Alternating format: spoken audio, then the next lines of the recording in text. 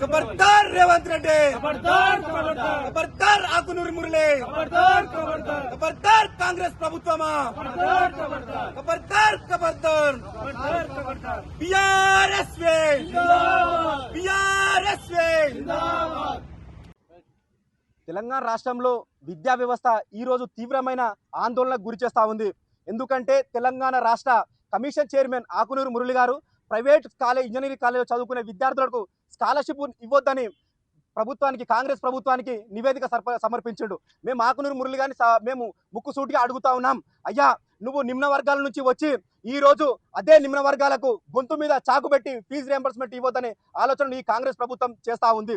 ఈ కాంగ్రెస్ ప్రభుత్వానికి పేద నిమ్న వర్గాలంటే ఎందుకింత కక్ష అని మేము ఉస్మానియా యూనివర్సిటీ తరఫున అడుగుతా ఉన్నాం. ఎందుకంటే ఇప్పుడు దాదాపుగా ఈ ఫీజు రియంబర్స్ పథకం ద్వారా దాదాపుగా పేద విద్యార్థులు దాదాపుగా లక్షల మంది విద్యార్థులు ఇంజనీరింగ్ విద్యను ఉన్నత విద్యను చదువుకుంటూ ఉన్నారు. ఇప్పుడు అదే ఇంజనీరింగ్ విద్యను దూరం చేయాలని ఈ కాంగ్రెస్ ప్రభుత్వాన్ని చూస్తూ ఉంది. ఇప్పుడు దాదాపుగా 12,000కు పైగా ఫీజు రియంబర్స్మెంట్ బకాయిలు పెండింగ్ లో పేరుకపోయినాయి. కానీ ఈ కాంగ్రెస్ ప్రభుత్వం సక్రమంగా ఒక రూపాయి కూడా ఇవ్వకుండా దాన్ని పేద విద్యార్థులకు ఇబ్బందులు పెట్టే పరిస్థితి ఏర్పడింది.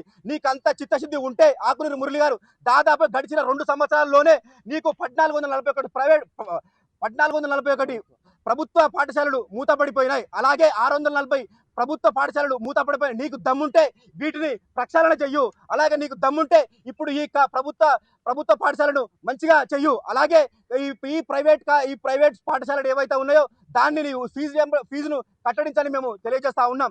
గతంలో గడిచిన 10 ఏళ్లలో కేసీఆర్ గారు బంగారు తెలంగాణ కోసం తెలంగాణ విద్యార్థుల కోసం ఏ రకంగా ఉన్నతమైన సంక్షేమ పథకాలు పెట్టి ఈ రకంగా ముందుకు తీసుకుపోతే ఇప్పుడు వచ్చిన కాంగ్రెస్ ప్రభుత్వం గడిచిన 2 సంవత్సరాలనే మొత్తం బస్టు పట్టించిందని మేము తెలియజేస్తా ఉన్నాం.